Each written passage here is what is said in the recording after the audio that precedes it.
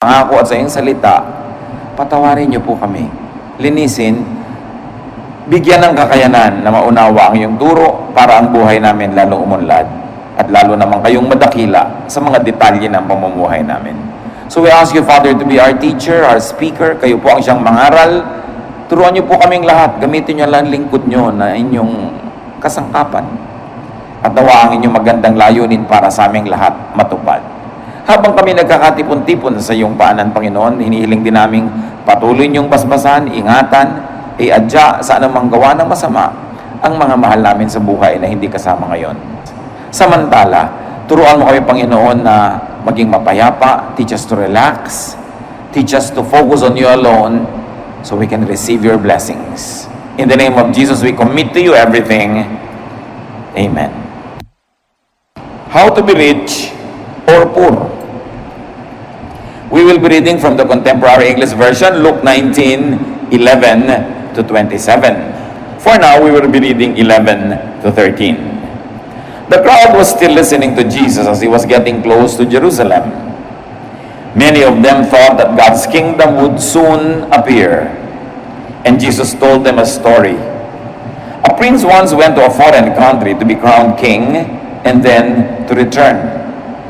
But before leaving, he called in 10 servants and gave each of them some money. He told them, "Use this to earn more money until I get back." Napaka-common na storya. Galing mismo sa bibig ng Panginoong Hesus ang kwentong ito, habang ang lahat ng tao ay ang pinag-iisipan ay yung darating na panahon, the kingdom of God coming. Now Jesus would tell them a story which is about very here, very now, very present, very immediate. So the people were focused on the appearance of God's kingdom, which is very much of the future, but Jesus tells them a lesson on how to live in the present system. Yung malayong pananaw ng mga tao, ipinako ng Panginoon sa here and now, sa ngayong buhay na ito, at hindi yung buhay na darating pa. At ito'y tungkol sa isang prinsipeng magiging hari. Apparently, this is a vassal king or a prince which is a part of a bigger empire that reported to a higher authority somewhere else, but he was going to that authority to be crowned king. So, he lives as a prince and comes back as a king. Now, he called in 10 servants, a very perfect number as an example, suggesting 10 types of people. And there was money given to each one of them. Iba-ibang amount. At ang bilin, this money should make more money.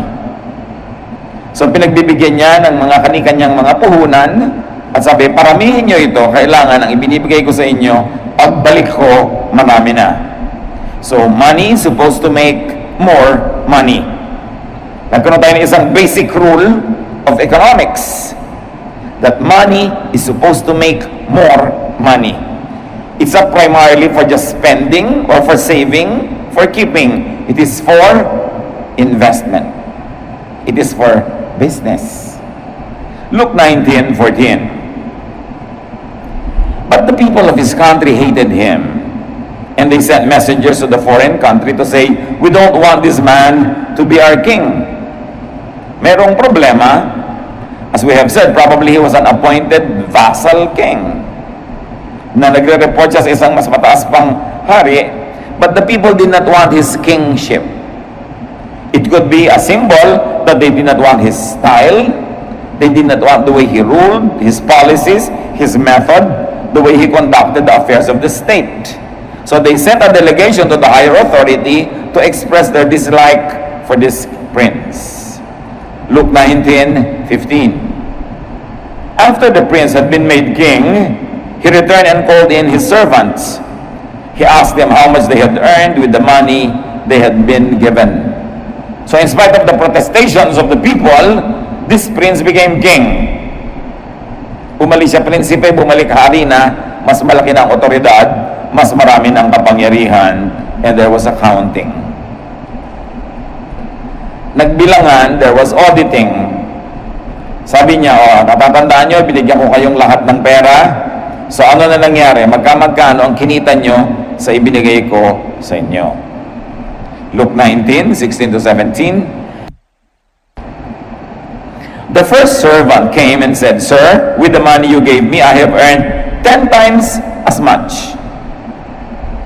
That's fine, my good servant, the king said. Since you have shown that you can be trusted with a small amount, you will be given 10 cities to rule. So yung servant number 1 na binigyan ng 10, whatever the unit, no? He earned 10 times as much. Naparami niya times 10. Binigyan siya tuloy ng 10 cities to rule. He was made a princeling or a duke or something. So, there was a great journey from being servant to ruler. Umasenso siya. Nung umalis yung prince, servant siya. Nung bumalik, naging ruler siya of 10 cities. Alam niyo, sabi ng Proverbs 12:24 tungkol dyan, work hard and you will be a leader. Be lazy and you will end up a slave. So another rule, to be a real leader, you must work hard. Hindi nadadaan sa mana-mana lang yan, o intri-intriga, o paglalangis sa mga makapangyarihan. You have to work hard. Another rule of creation that is always there and will never be broken. Servant, 1 out of 10, could he represent 10% of people? Does it say 10% of people will be rich and will become rulers? Which is almost like the percentage of people on the planet now. That 1 out of 10 will be a leader. 1 out of 10 will be fabulously wealthy. No? Is this a natural law, a natural tendency that the story is suggesting to us? The numbers are very interesting. Then Luke 19:18 to 19, the second one came and said, Sir, with the money you gave me, I have earned 5 times as much. The king said, you will be given 5 cities. So apparently, they were all given the same things, the same amounts. Man number 1 made 10 times more out of what was given. Man number 2 made 5 times more out of what was given. A poor one half, but nevertheless, a big amount. Naging times 5. So servant number 2 made 5 times more. He was given 5 cities to rule.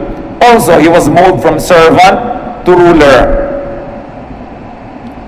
So another 1% out of the 10, could this mean 10% of people will be middle executives, mildly rich in life, far from being poor but not fabulously rich?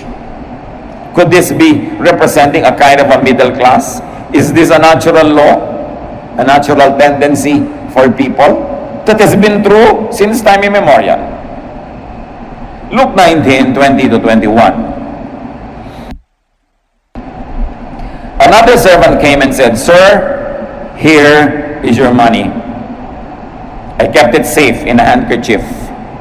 You are a hard man, and I was afraid of you. You take what isn't yours, and you harvest crops you didn't plant. So servant number 3 represented everyone else. So could this represent servant number 3 up to 7, which means 80% of people? He was not enterprising. Yung dalawa na muhuna, nagnegosyo, yung isa na times 10, yung isa na times 5, eto siya, wala man lang ginawa. He was conservative. He plays it too safe. Sabi, mahigpit kayo, mabagsik kayo, yan ang balita ko tungkol sa inyo. Baka magkamali pa ako, maparusahan nyo pa ako. So tinago ko na lang, eto, kunin nyo na ulit, buong buo, walang bawas, walang kulang. And apparently, he does not know the prince. Dahil napakasama ng impression niya sa prince na ito. But you know who the prince represents in the story? No? God or God's representative. And he who does not know the prince will not receive favor from the king. This man was fearful. He was afraid. He was ruled by fear. And he was a complainer. Nakita niyo agad yung pagkakaiba ng karakter ng tatlo. Yung dalawang nauna, bagamat magkaiba ng talent at magkaiba ng naging bunga, pero they belonged together. They were made rulers. They made much of what was given them. Itong isa, which could be 1 to 8, number 3 to 8, kasi wala na ibang binanggit out of the 10 na binigyan nung umalis yung prince. So pare-pareho, marahil itong number 3 at ang lahat na, ng natira pa hanggang ika-10, mareklamo, maraming fear, hindi siya kumilos, hindi siya nag-invest. Ano nangyari? Luke 19, 22 to 23. You worthless servant, the king told him. You have condemned yourself by what you have just said. You knew that I am a hard man, taking what isn't mine and harvesting what I have not planted. Why didn't you put my money in the bank? On my return, I could have had the money together with interest. Ganun pala impression mo sa akin? Mahigpit? Malupit? Bakit yung perang iniwan ko sa iyo, sana mo lang nilagay mo na lang sa bangko para nagka-interest kahit konti? Hindi ibinalot mo lang dyan sa iyong panyo at tinago mo kung saan. Walang nangyari. At ang tawag ka servant number 3, worthless. There was no production, no growth, no profit. And he condemned himself by his own words. Sabihin, mahigpit kayo Hard man pala ako, ha? Sabi nung prince ang king na, pues, let your words be your judgment. I'll be hard on you. Kita nyo, hindi naman naging hard si Lord sa 10 lang, naging times 10. Pwede pa siguro maging times 1,000 yun Pero dahil naparami niya, hindi naman siya reklamador, pinuri siya. Yung times 5 lang ang naging bunga, hindi naman pinagalitan. Sabi, ba't ito, times 10, ikaw 5 lang? Hindi rin kasi reklamador. Sinikap niya, magagawa niya, na-premiuhan din siya.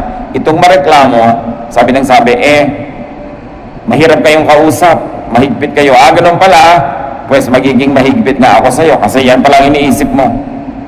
Matthew 12:37. For by your words you will be acquitted, and by your words you will be condemned. Dibdibin natin mga kapatid ang ibig sabihin nito. Ang Panginoon din ang may sabi. Sabi niya, kung anong sinasabi mo, gano'n nga mangyayari. Kung sa sinasabi mo, maiipit ka nga. Kung sa sinasabi mo, luluwag ka nga. Kaya pinag-iingatan natin ang sinasabi natin. Anong madalas sabihin ng maraming tao?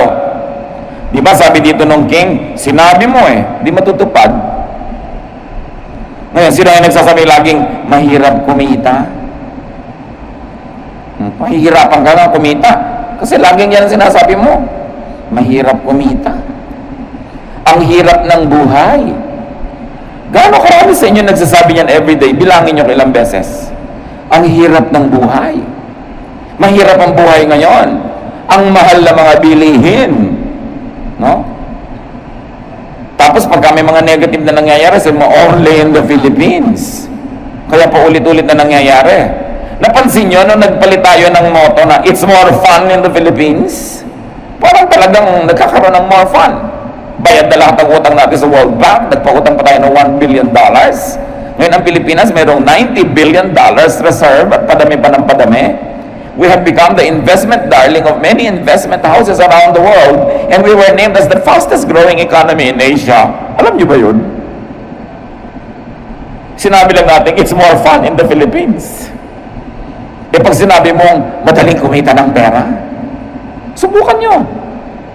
Kasi sa kasasabi nyo bang mahirap kumita, lumuwag na buhay nyo. Sa reklamo ba natin ang mahal ng bilihin, bumaba na nga o lumaki sweldo, we are condemned by the words we say. Lalo yung pesting buhay to. Can you imagine, minura mo yung buhay mo? Diba? Ano mangyayari sa buhay mo? Yung asawa kong batugan, mga anak ko walang kwenta. Pag sabi ka ng sabi nun, sinabi na, by your words, you will be condemned. Kung ang basa ng langit dyan ay prayer, God answers prayer. Kaya iniingatan natin ang mga sinasabi natin. So say good things about the country. Say good things about your husband or your wife. Say good things about your children. Say good things about life. Because I'm sure that if you really look, you will not run out of good things to see. So tingnan natin kung ano yung mabuti, batiin kung ano yung maganda, purihin at kaibig-ibig, laging banggitin yung gusto nating mangyari sa buhay, hindi yung ayaw natin. Somehow there must be a change in the way energy flows into our lives. Balik tayo sa kwento. Luke 19:24 to 25. Then he said to some other servants standing there, "Take the money away from him and give it to the servant who earned 10 times as much." But they said, "Sir, he already has 10 times as much." So yung binigyan ng puhunan A, naging times 10, yung puhunan B, naging times 5, itong puhunan C, 1 pa rin. Sabi niya sa mga katulong, kunin niyo itong 1 ito, ibigay niyo doon sa may 10. Sir, ang yaman-yamanan niya. At di ba yan ang reklamo ng maraming reklamo doon sa buhay? Ang yaman-yaman na may-ari ng company namin, bibili na naman ng kotse, siya na naman ang mayaman. Diba? Isipin niyo mga kapatid, kung itong mga reklamong ito lumalabas sa bibig niyo, so you will know which character to identify with. Kaya atin niya na naman ibibigay yan, ganyan. Itong tindahan niya, nagka-branch na naman, dami na siya ng dami. Reklamo tayo ng reklamo sa mga umaasenso, no? Sa mga dumadami ang kabuhayan. Nabili na niya lahat ang bukid sa bayan namin. Kanya na lahat. Diba? Mga reklamong ganyan. Ang yaman-yaman na niya. It's a common complaint. Pero remember, ang nag-utos na ibigay yon doon sa mayaman na, yung character representing God. So huwag kayong magreklamo. Kung may pinapayaman, huwag niyong labanan, huwag niyong reklamuhan, kasi obviously may ginagawa siyang tama. Hindi man siya perfect, may ginagawa siyang tama at pinagpapala siya. Ba't kayo lalaban sa isang taong pinagpapala? Ba't kayo sasalungat sa taong may momentum, umaasenso, paangat, tapos paisibid-isibid kayo, pareklamo kayo, lalo kayong lalayo sa grasya. Luke 19:26 to 27. The king replied, "Those who have something will be given more, but everything will be taken away from those who don't have anything. Now bring me the enemies who didn't want me to be their king. Kill them while I watch." Alam mo na si Lord Jesus ang nagbigay ng kwento kasi masyadong controversial. Kung itong kwento lang to sana, sumasang-ayon sa karaniwang takbo ng mga paniniwala ng mga tao at mga values at pagpapahalaga, baka magduda ka pa na imbento yung kwento. But when it is so controversial, it could only be true. Sabi ni Lord, nagrereklamo kayo na yung mayaman, yung marami binigyan pa. Ganyan talaga. Yung marami, yung nagpaparami, siya pa ang lalong bibigyan. Ngayon yung mga makatsyang, mareklamo dyan, walang-wala na nga kayo, aagawin pa yung konting nasa inyo. I'm not happy with you because you are not producing. A very, very revolutionary thought about God's economy. Those who make much will be given more. At di ba totoo, yung mayaman, payaman ang payaman? Totoo naman na, who will deny it? Ang mayaman ay lalong yumayaman. Dahil ang gusto ng Diyos, yung mayaman lalong payayamanin. Nakita na natin sa kwento. Hindi ko mamayaman, masama. Siyempre, yung mga hindi mayaman, gusto niyang palabasin na masama yung mayaman para magmukhang, kaya naman ako mahirap kasi mabuti ako eh. Hindi naman ko mahirap, mabuti. Ang kabutihan, ang kasamaan, walang kinalaman sa economic status mo. It's a very personal thing. Kung hindi man tamang lahat ang ginagawa, ay may tama pa rin ginagawa. Kaya kinakalugdan ng Diyos. Because no sparrow, no little bird will fall on the ground without God's permission. Therefore, nobody can make wealth without God's permission. And nobody will be so poor without God's permission also. Because God is in control. God is sovereign. Siguro naglalaro sa isip nyo, ibig masabihin niya, kaya ako laging gipit dahil sa Diyos. Hindi dahil sa Diyos. Hindi gumising ka isang araw at sabi ng Diyos, paghihirapin kita. Ikaw papayamanin kita. No. Kita niyo sa kwento, lahat ng 10 tao representing 100% of the population, lahat binigyan. Kaya lang hindi lahat pare-pareho ang performance, nagkaiba-iba, kaya iba-iba ang gantimpala. Those who don't make or produce, those who don't multiply money, will be stripped of the little they have. And it's the law of nature. It is the law of heaven. It was told by the Lord Jesus Himself, so you better make peace with that reality.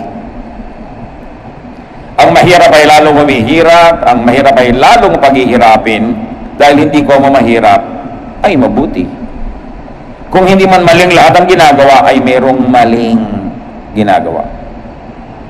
Sasabihin natin, sisisihin pa ba natin yung mahirap dahil sa paghihirap niya? Ano yung kwento? Anong gagawin natin sa kwento? Itapon natin para maiba? Para mapasarap natin ang ating pakiramdam? Ngay siguro naman, wala akong kasalanan kaya ako mahirap. Ayan na nga yung kwento. Ang atin ngayong malaking challenge, mga kapatid, alamin kung sino tayo sa 10 examples, simplified into 3. Yung 1 na nagpa-10, yung 1 na nagpa-5, at yung 1 na 1 pa rin, walang ginawa, nabawian tuloy. Apparently, those people also represent those who don't like the king, meaning the king's way.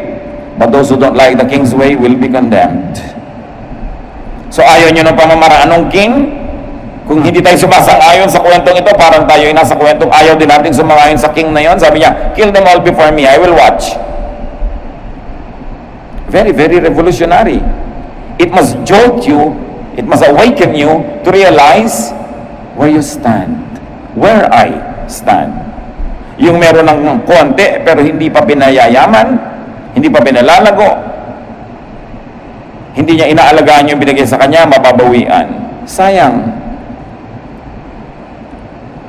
Nakita niyo ba na may maangyayamang mga kumpanya nung araw, mga restaurant, chain of restaurants, o mga pabrika ng ganito, mga ganon. Tapos ngayon, wala na, kakaantok na yung restaurant nila, wala nang tao halos.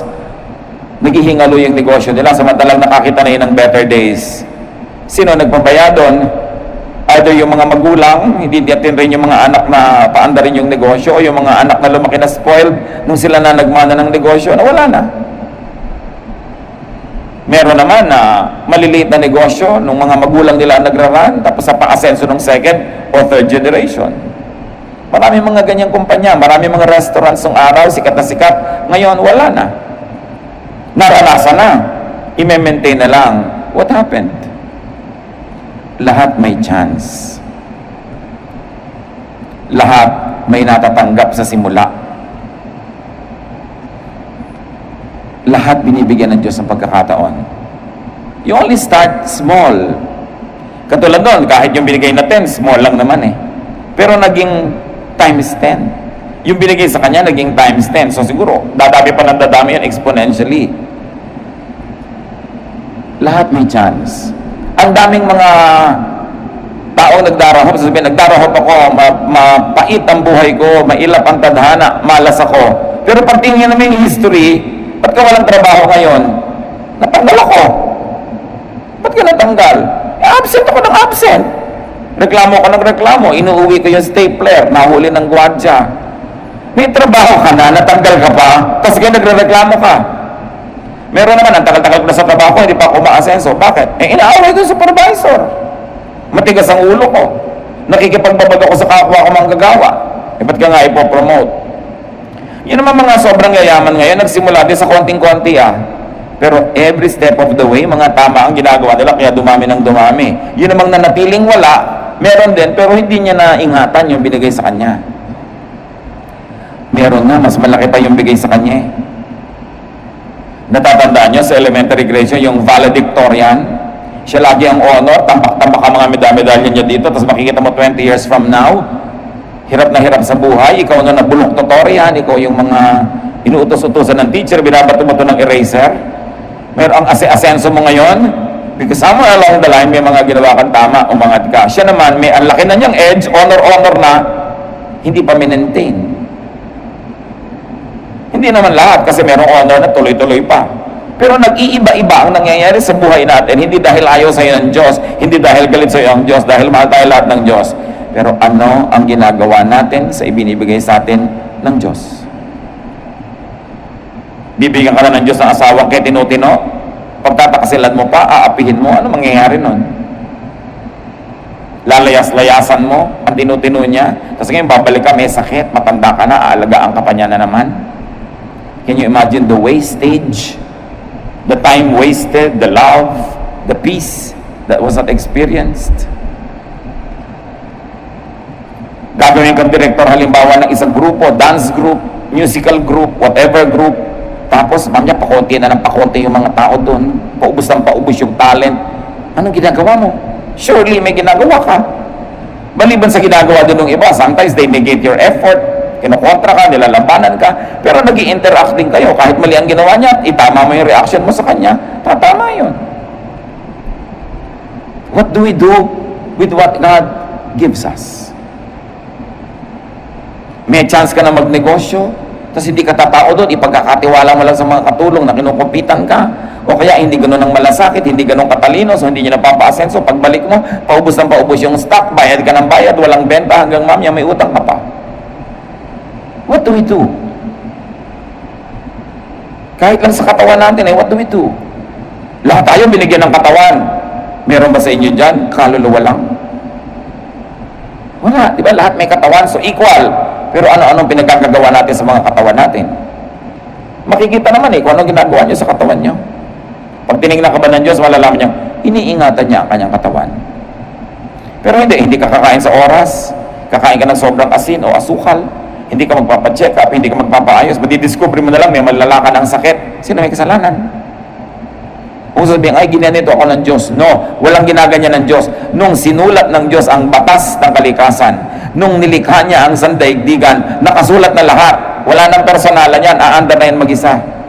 Kahit ka paladasal, kahit ka religyoso, kung pinapabayaan mo ang iyong pagkain, magkaka-ulcer ka. Hindi nadadaan sa dasal yun. Kahit ka simba ng simba, sa ulo mo lahat ng Bible, hindi ka naglalaba, wala kayong maisusuot na malinis kasi hindi kayo paglalaban ng mga anghel. Nakasulat na lahat, nakatakda. Dapat lang alamin mo, how does nature work? Kristiyano ako, naglalakad ako sa gilid ng mataas na bubong, nadulas ako, mapapasag ang bumukot mamamatay ako, kahit ako Kristiyano. Missionary ako, nagpunta ako sa isang tribong kumakain ng tao, nahuli ako, kinain ako, hindi ako exempted kainin dahil missionary ako. Tinuka ako ng mga lamok na may mga malaria. Kahit ako maganda yung layunin ko na i-convert yung mga kaluluwa doon, mamamatay ako sa malaria because there is natural law. Paminsan-minsan, God makes a miracle and breaks His own laws. Pero paminsan-minsan yun. Under normal circumstances, nature will take its course. Tamad ka, huwag kang umasang aasenso. May trabaho ka na, pala absent ka, pabaya, huwag kang umasa magkaka-increase. Baka matanggal ka pa. Mataas na yung pwesto mo, i-demote ka pa. Kasi hindi ba sabi, make him ruler of 10 cities kasi worth siya. Palagay nyo, pag nagro-rule ka doon na nagpabaya ka, magro-rule ka forever. No, babagsak ka doon because the laws had already been written. Kailangan tama ang ginagawa mo. It's like riding a bicycle. When you stop moving forward, you fall. Lahat ng ginagawa mo dapat forward ng forward. Asenso ka ng asenso. Kasi kung hindi, paatras ka. What do you do with what God entrusted to you? Binigyan ka ng Lord ng talent na mag-sketch. And I know so many people who are very talented at sketching. They have a natural, indigenous talent. Nobody had to tell them. Grade 1, preschool, grade 2, nagdo-drawing ng maganda. Pero ngayon, hindi na ako mag-drawing because 30 years had passed. Wala siyang ginawa para i-develop yon. Sa palagay nyo, naturally, magde-develop yung talent? No! Maraming magagaling na singer, kinalawang na yung boses, namalat na, kakakain ng malalamig, pagpapabaya, pagpupuyat, paninigarilyo. Do you think you will have a good voice forever? There are many nationally renowned singers that cannot even sing now. Pinabayaan ang katawan. So dapat hindi lang pag binabalikan ka ng Diyos, na maintain mo lang, dapat na pa-asenso. Di ba yung one na maintain lang niya, ito yung binigay niya sa akin, ito pa rin, walang bawas. At sabi sa kanya, hindi ako concerned na walang bawas, ang gusto ko may tubo. So, binigyan ka ng Bible study group, may 2 nagsimula, 3, nung biniligan ka ng Diyos, 10 years later, naging isa pa. At asawa mo pa yun, ha? So, walang growth. Sa palagay mo, bibigyan ka ng mas malaking grupo, yun lang, hindi mo ma-manage. The principles in this story are so painfully true. Hindi mahirap makita. Imbes mainggit ka sa taong umaasenso, sabi mo, ano kaya ginagawa niyang tama? Anong ginagawa kong hindi tama? Ba't hindi ako umaasenso? One, baka reklamo ka ng reklamo. Ayaw ng Diyos sa reklamador. Your own words will condemn you. Two, baka inggitera ka. Ayaw din nila na inggit ka na inggit sa nangyayari sa kapitbahay mo. Ba't di mo asikasuhin yung buhay mo? Ayusin ang sarili mo, ayusin ang negosyo mo. Kahit anong gawin ninyo, hindi maiiba ito. Nakatakda. That's why, malinaw na ikinuwento ng Panginoon. Nakakaawa ba yung wala na, babawian pa? Naawa ba yung Diyos dito? Hindi. So, yung asahan, nakakaawaan ka dahil lang mahirap ka. Sabihin pa sa'yo, well, wala na ang awa-awa sa usapan. Ang point is, nagsikap ka ba? Ginawa mo ba ang dapat? Nagpakasipag ka ba? Nag-invest ka ba? Hindi awa ang pinag-uusapan. There is a natural law. Pag may itinanim ka, may aanihin ka. Nagtanim ka ba? Wala. Di, wala kang inaani. Huwag kang magpaawa-awa dyan. Walang mangyayari sa awa. Di ba sinasabi nga ng ating mga matatanda, nasa Diyos ang awa, pero nasa tao ang gawa. Kailangan may gawa ka. You've got to give something to God for Him to bless. Paparamihin mo ba yung zero? Binibigay mo sa Diyos zero times zero, di zero pa rin yun. O natapos ka ng kung anumang kurso, umaattend ka ba every year, every 6 months sa mga seminar para malaman mo yung latest knowledge in your own given field? O kinakalawang na yung mga alam mo? Dapat umaasenso. Katulad ng maraming mga barbers ngayon, yung mga barbero, di ba halos naubos na yung mga barbershop, konti na lang yung natira yung corporate, yung maraming branches, yung standard. Kasi nga maraming mga barbero, yung nalaman nilang gupit nun, hindi na nag-improve. Kwento pa ng kwento, kung isang bakit-bakit na yung likod mo dahil kwentong barbero, di ba? Walang technology, walang product development, walang bagong pag-aaral, so iniiwan sila ng mga taong gustong stylish. Namamatay yung industriya na yon unless you reinvent yourself, learn something new, because binigyan ka ng talent, paramihin mo. Importante yun. Yung iba, sisisihin pa yung mga kliyente. Maarte kasi kayo naman nagpapagupit eh. Ayaw na sa barbero. Yung may kasalanan pa ngayon, yung client. Lahat may chance. May chance ka, kapatid. Marami sa inyo, alam ko, you made so well sa mga chances na binigay sa inyo, Lord. I wish I could say the same thing for everybody, and I wish I knew more the details about each one's life. But what I know is this: what you plant, you harvest.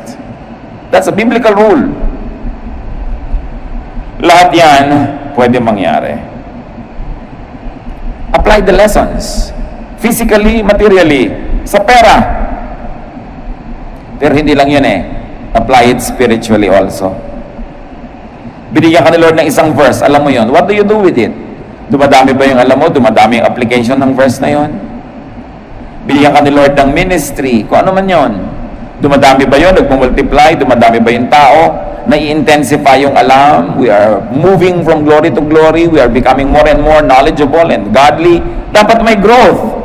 Tandaan nyo, pag walang growth, may retrogression. Pag hindi umaasenso, umaatras. Yun lang sa ministry. So dapat maingat. Masipag. Sipag yan eh. Hindi nakukuha sa galing. Maraming magaling pero hindi masipag, wala rin nangyayari. Pero kahit hindi ka magaling, pag masipag ka, siguradong may mangyayari. Eh kung magaling ka na, masipag ka pa, yun ang times 10. Yung hindi masyadong magaling pero masipag, times 5. Pero kahit magaling ka pero wala kang sipag, wala, ibabalik mo, wala rin nangyari. Apply the basic lesson. Multiply what is given to you. Even emotionally. O binigyan ka ni Lord ng anak. Let's say isang anak. Naparami mo ba yung anak na yun in terms of, wow, times 10 yung love niya sa'yo. Kasi times 5 lang o 0 pala. Meron naman, nagkaanak na nga, pinalaki mo na, pinakain mo pa rin naman, pinag-aaral, pero inis sa'yo, galit sa'yo, namumuhi sa'yo. Negative pa. Nagkaanak ka pa, hindi mo na pag-grow yung ministry na yon. Nagkaasawa ka, binigyan ka ni Lord ng partner, napaka-rare at napaka-beautiful gift from God, tapos nilayasan ka pa, hindi mo naalagaan. Liban na lang na siya mismo ang nagkusang magtaksil at lumihis ng landas. Pero pag ibinigay sa'yo, alagaan mo, paramihin mo. Kung ang pag-ibig sa'yo nung pinakasalan mo from 1 to 10 ay 8 lang, dapat after a while, naging 8.5, then naging 9. Dumadami. Kesa 2 na lang po.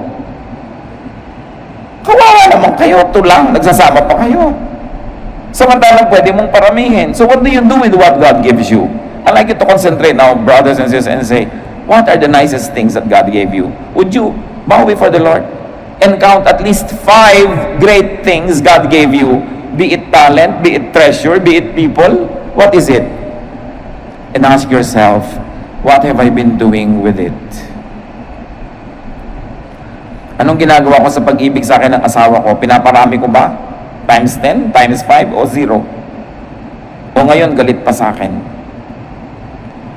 O binigyan ako ng ministry, napalago ko ba? Napatalino ko ba yung mga nandun? Napagaling ko ba yung skill nila? Naparami ko ba yung members niyan? Naparami ko ba yung ministry at paglilingkod nila? O paubos ng paubos? Surely, pag nangyayari yun, merong something wrong. Kailangan pa bang ipamukha ng kapwa? Kailangan pa bang ipamukha ng pulpit kung ano yung wrong? Alam naman natin kung anong wrong, ha? At lalong-lalo sa ministry, kung hindi yung nag-grow, may something wrong. Dapat mag-soul search. Tatanggalin natin yung pagkabulag natin tungkol sa ating sarili at yung paniniwala natin sa mga illusions natin about ourselves. Because kung tama lahat, dapat mabunga. So something's wrong pag hindi mabunga. Kahit sa pag-aaral, binibigyan ka ng Panginoon ng pangmatrikula, nakakapag-aral ka, anong ginagawa mo? Dumadami ba yung alam mo? O pumapasa ka lang na pasangawa? Kasi wala ring alam. So pag wala kang alam, gumraduate ka man, pag nagpumasok ka sa trabaho, do you think you will be a ruler of 10 cities? No. Ang trabaho mo, tagabilang ka ng ilang poste sa kalsada, lakad ka ng lakad, bilangin mo mga poste dito. Kasi yun lang alam mong gawin. Ang tao hindi lang dapat gumraduate sa school, dapat natututo.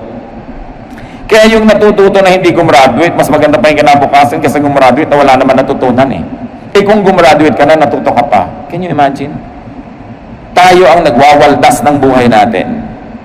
Tayo rin ang nagyayaman nito, nagpaparami, nagpapaunlad. Kanya-kanyang report sa Diyos, pero lahat binigyan. At lahat patuloy na binibigyan ng second chances. Ang Diyos naman, hindi ka ba sa i-judge kung bigla ka nagkulang? Tanggapin mo lang pagkukulang mo, pagkakamali mo. Bibigyan ka na naman yan another chance because God is good at giving second, third, fourth chances. Pero kahit bigay ng bigay sa'yo ang Diyos, lumalakad ang panahon. 7th chance na pala, pero grade 1 ka pa rin. Next year, 8th chance na, grade 1 ka pa rin. Sa palagay mo, sinong lugi? Diyos o ikaw? Ama namin, ituro niyo po sa amin kung bakit kami maunlad o hindi maunlad. Bakit kami maasenso o hindi maasenso. Bakit ang asenso ng iba sa amin 10, yung iba 5, yung iba 0? Ipakita nyo sa amin, Lord, kung sa mga ginagawa namin, marami naman sa amin masipag, pero ba't hindi umaasenso? Anong dapat na gawing tama? O mas tama pa? At sa mga umaasenso, mabunga, kung hindi kami conscious, Lord, kung ano yung dahilan, ipakita mo sa amin para lalo namin pagbutihin at lalo kaming tumanaw sa inyo ng utang na loob. Turuan nyo kami na manatiling mapagpakumbaba kung pinagpapala nyo aming buhay. At tulungan nyo kami huwag magreklamo kung nagkukulang ng pagpapala at huwag naming sisihin ang langit, ang kapwa, ang mga Hapon, ang mga Kastila, ang mga Inchik, ang mga kung sino-sino. Tingnan namin, Lord, kung ano yung personal na pananagutan namin kung ba't hindi kami umaasenso. Kung lagi na lang namin nakakagalit ang mga kasama at kaibigan, ipakita nyo kung anong mali naming ginagawa. Mismanagement of our human relationships. Kung lagi na lang na kami ang naiiwan ng mga promotion, lagi na lang kami ang hindi gusto ng kapwa, ipakita nyo what we're doing wrong. How we squander the good chances you give us. And for every blessing, O Lord, teach us to be thankful and to be charitable to others. Mga kapatid, magbulay-bulay tayo. Think of the 5 great things that you have received from God and review right